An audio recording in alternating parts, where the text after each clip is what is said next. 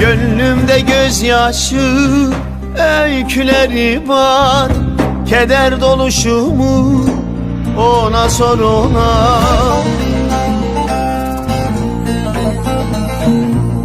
Dilimde sevdanın türküleri var, heder oluşumu ona sor ona. Ona sor ona, ona sor ona. Bunu bana değil, ona sor ona.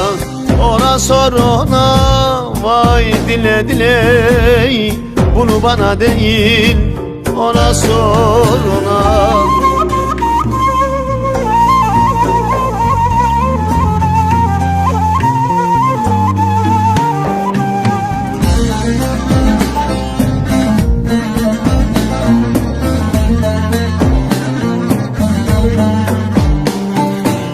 Oturur ağlarım, naçar sersefil, esiyor başımda yel efil efil.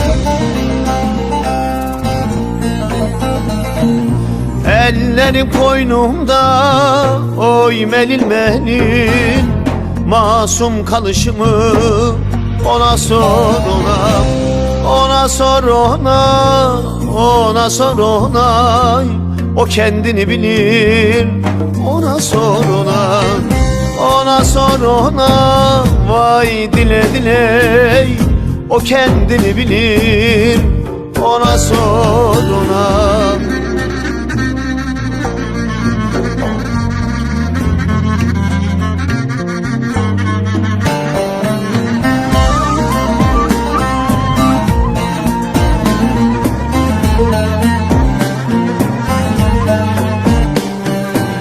Mazlumu döküldü, dalım yaprağım, bir haneye döndü şu gönül bağım. Saniye saniye eridi yağım, gün gün ölüşümü ona sor ona. Ona sor ona, ona sor ona. Bunu bana değil, ona sor ona. Ona sor ona, vay dile dile.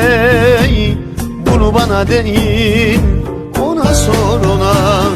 Ona sor ona, ona sor ona. O kendini bilir, ona sor ona. Ona sor ona, vay dile dile. Bunu bana değil.